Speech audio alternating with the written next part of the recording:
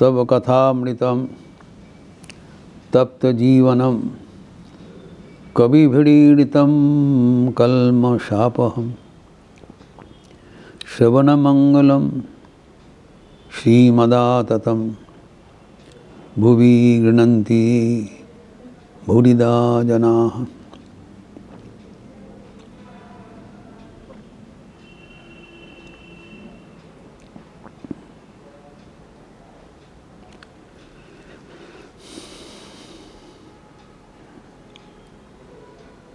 शारीरिक तपस्या के अंतर्गत ब्रह्मचर्य पालन ज़रूरी है, ये चर्चा कई दिनों से चल रहा है। हम लोग कल देखे थे कि ये ब्रह्मचर्य पालन न केवल ब्रह्मचारी, वानप्रस्थी एवं सन्यासी के लिए ज़रूरी है, गृहस्थों के लिए भी ब्रह्मचर्य पालन अनिवार्य है।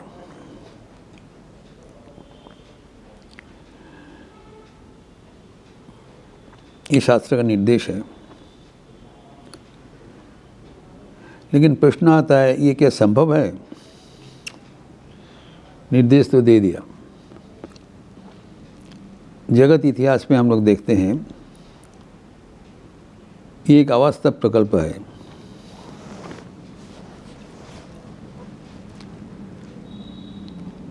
जैसे ठाकुर कहा कहते थे, যে ঘরে আচার তেঁতুল সেই ঘরে বিকারের রোগী, रोग की करे ভালো হবে। जहाँ पर इमली का अचार है वहाँ पर बीमारीग्रस्त रोगी है, तो अचार खाते रहेंगे तो कैसे रोग निरामय होगा। एक मोहम्मद की कहानी उद्धृत करके कहा जाता है, एक मौलवी थे, उसके पास हकीम थे, वो कोई दवा लेने के लिए आए। बहुत दूर से आया तो उन्होंने कहा आज नहीं, आप दूसरा दिन आइए। बोला बहुत दूर से आया, बोले नहीं आज नहीं होगा जो। फिर दूसरा दिन अनेक कष्ट करके आए, तो जब आए उनको बताया गुड़ मत खाना, गुड़ खाओ मत, बस तुम्हारा रोग निरामय हो जाएगा। वो चले गए। वहाँ पर एक व्यक्ति बैठे थे, उन्होंने पूछा सर ये इतना ही एक सहज समाधान है तो उसी दिन बोल देते, इसके लिए इतना दूर से व्यक्ति पुनः आया, इतना श्रम व्यय करके। तब मोहम्मद ने बताया देखो उस दिन हमारा कमरा में अनेक गुड़ का जाला था, गुड़ का पत्र था, और उस अवस्था में अगर हम इसको बोले तो गुड़ मत खाना, वो विश्वास नहीं करेगा। घर में गुड़ भी रखो और गुड़ मत खाओ, ये तो संभव नहीं है। इसलिए बराबर ये परंपरा है, संसार छोड़ के विरक्तगंज जाते हैं एवं भगवान प्राप्त करते हैं। ये साधारण विश्वास है, ये अनिवार्य नहीं है, साधारण विश्वास है, साधारण के लिए। जब चैतन्य देव आए, उन्होंने देखा कि ये तो ज़रूरी नहीं है, तो नवद्वीप में अपना घर गृहस्थी संभालते हुए कृष्ण प्रेम कर रहे। लेकिन नाम जानता कहाँ सुनी शुरू कर दिया, निमाई पंडित बेड़े आचे है, घरे सुंदरी स्त्री, पैसा कड़िर कोनो अभाव नहीं, अनेक सुनाम और मुखे कृष्ण प्रेम। ये कोई संभव है? घर में सुंदरी पत्नी है, अनेक ऐश्वर्य है, पंडिताई है, बहुत सुनाम है, और फिर बोल रहे जी भगवत प्रेम करो, त्याग करो। तो उन्होंने देखा कि ऐसी करके उन्हें धर्म प्रचार संभव नहीं होगा, इसीलिए वो संसार छोड़ के, उनके लिए कोई प्रयोजन नहीं था, साक्षात भगवान है। वो सब प्रकार का दुर्बलता के ऊर्ध्व में है, लेकिन संसार छोड़ के गए, चले गए जगन्नाथपुरी में एवं आदर्श त्याग का जीवन दिखाया। इसी त्याग सुनाई नहीं पड़ता है। इतना उनका संयम था, जीवा में चीनी देने से वो हवा में उड़ जाता, बिल्कुल वो सिकता नहीं होता। लेकिन उन्होंने देखा जो उनकी जो वाणी वो अधूरा रह जाएगा। जो साधारण संसारी जीव है उनके लिए उनका मन दुखता था, लेकिन उनको समाधान नहीं किया, छोड़ के आ गया। तो उनके भीतर धर्म प्रचार करने के लिए अपना जो अर्धांग जो नित्यानंद उनको विसर्जन कर दिया। उन्होंने बताया नित्यानंद को बुला के, शोनो शोनो नित्यानंद भाई, संसारी जीवेर कहू गति नहीं। जो गृहस्थ जीवन यापन कर रहे हैं उनको तुम उठाओ, और उठाने के लिए तुम्हें गृही बनना पड़ेगा।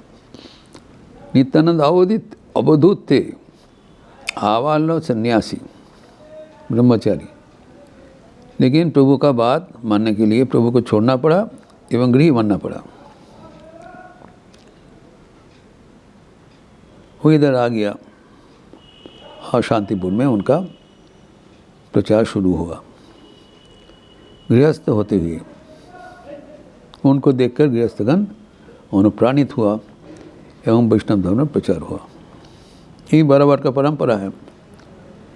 लेकिन अभी जो श्री रामकृष्ण का आगमन है, इनका एक नवीन धर्म प्रवर्तित हुआ, न्यू रिलीजियन। उनकी कंसर्न गृहस्थों के ऊपर ज़्यादा है, इसलिए दक्षिणेश्वर में रहते हुए भी बारंबार कलकत्ता में गृहीगणों के घर में दौड़ के जाते थे। एवं चुन चुन के वहाँ पर जो अच्छे हैं उनको प्रवचन सुनते थे। विद्यासागर, देवेंद्रनाथ ठाकुर इत्यादि, केशव चंद्र सेन, ये सब गृह वक्त है। और इनके लिए ही इनका धर्म का प्रचार विशेषतः सन्यासी को तो है ही है। एवं अपने जीवन में अंत दिन तक पत्नी के साथ रहा, माँ शारदा के साथ रहा।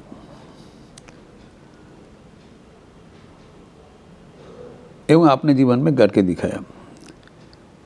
ये नहीं है कि वो अलौकिक प्रक्रिया से वो ब्रह्मचर्य व्रत ग्रहण किया। वो भी साधारण मनुष्य के जैसे शारीरिक दुर्बलता स्वीकार किया एवं विचार विश्लेषण के माध्यम से उसको अतिक्रम करके पवित्र जीवन कैसे जिया जाता है दिखाया।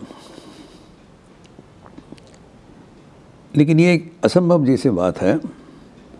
स्वामी विवेकानंद इसलिए एक दिन ठाकुर के अंतर्धान के बाद सन्यासी भाइयों के बीच बातचीत करते हुए कहा कि गृहस्थ आश्रम में रहते हुए पवित्र जीवन यापन करना असंभव है। एकमात्र ठाकुर के जीवन में हम देखते हैं। वहाँ पर स्वामी शिवानंद जी बैठे थे। उन्होंने उत्तेजित हो गया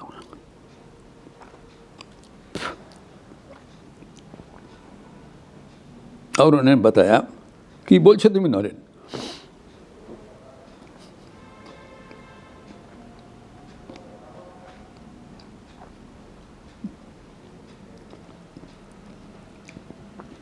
नारायण तुम क्या बोल रहे हो?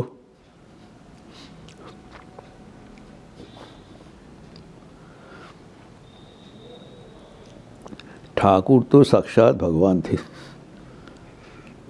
लेकिन उनकी कृपा से हमारे जीवन में वैसी हो। नाउ स्वामी शिवानंद जी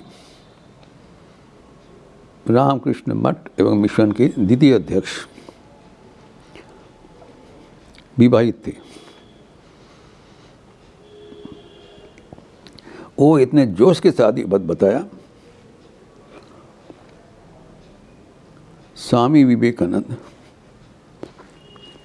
हाथ जोड़ के स्वीकार कर लिया, तब तो आप महापुरुष है।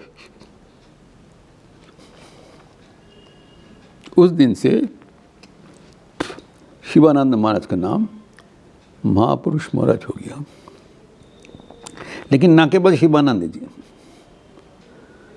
ठाकुर की सन्यासी पार्षद राजा महाराज, स्वामी ब्रह्मानंद जी, स्वामी जोगानंद जी, श्री पूर्णचंद्र घोष गृही, सब गृहस्थ थे।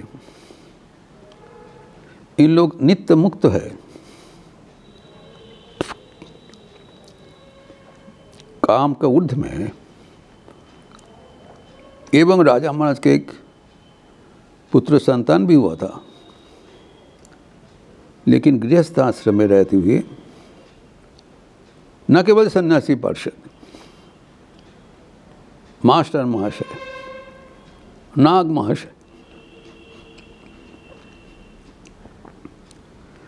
कई गृहस्थ भक्त पवित्र जीवन यापन करके दिखाया कि गृहस्थ आश्रम में भी गृहस्थ आश्रम में रहती हुई ब्रह्मचर्य पालन संभव, पवित्र जीवन यापन संभव। New way of life. Thakur एक नवीन धर्म मत चालू कर दिया कि ईश्वर लाभ is not restricted to monks और सन्यासी, ब्रह्मचर्य इत्यादि। गृही भी गृहस्थाश्रम में सर्व प्रकार दायित्व पालन करते हुए भी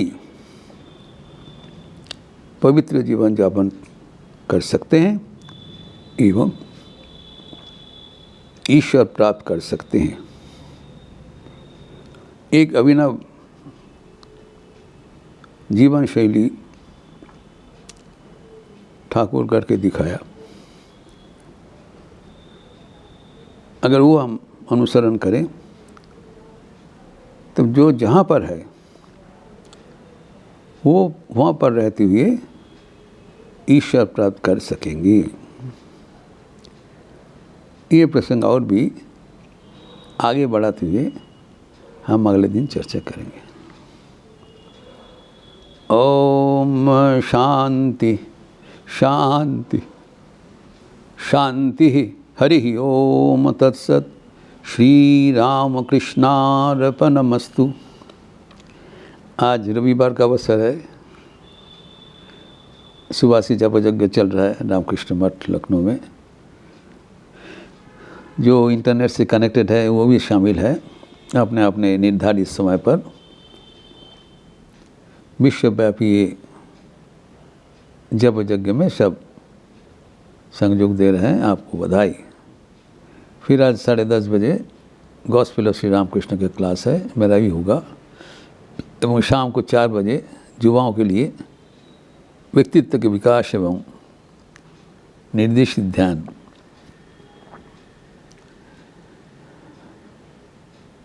भारत में Vivekananda lectures from Colombo to Almora अवलंबन करते हुए स्वामी जी के वाणी चर्चा होगा।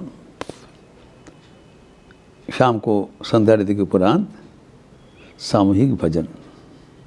आप सबका स्वागत है। अच्छे रहिए, स्वस्थ रहिए, आनंद में रहिए। नमस्कार।